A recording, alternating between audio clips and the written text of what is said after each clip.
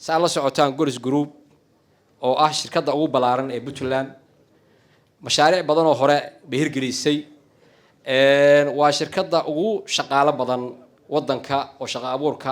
أو بلارن ما كلا جرها بالدولة بوتلان وشركة إنفراستراكشر كدلك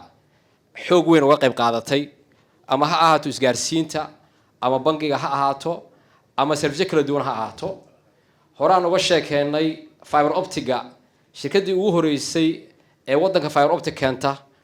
أو موردن كون كيلومتر أنت لوك قضي كلسوني أيضا كقبته بالجرين تاس إني صون غندونتو كم بالجريسي سيدا صلى الله عليه مشروع عن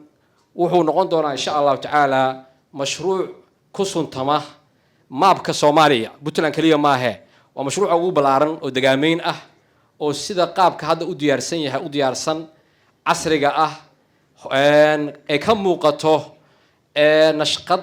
iyo fakar iyo juhdi ka muuqato waxaan rajaynaynaa dalka inaan u noqono example ama tusaale u noqono oo ganacsatada kale ay ku dhiiradaan saan ugu dhiiranay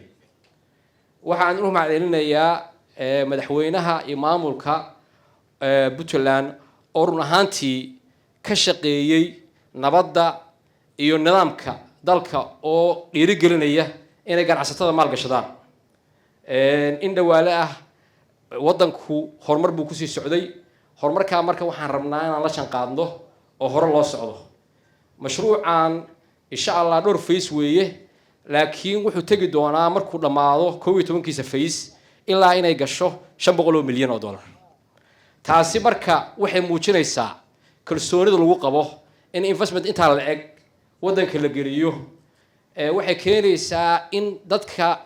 ama foreign investors dibadda ha ahaadaan ama Soomaalida kala ha ahaadaan in wadanka kalsooni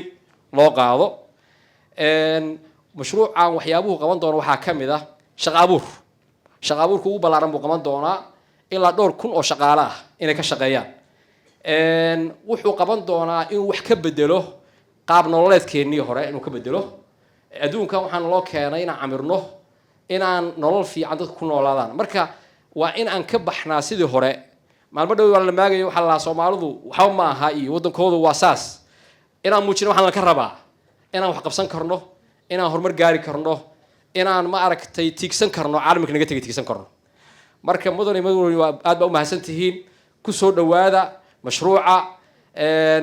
cid walba oo dibadda jirta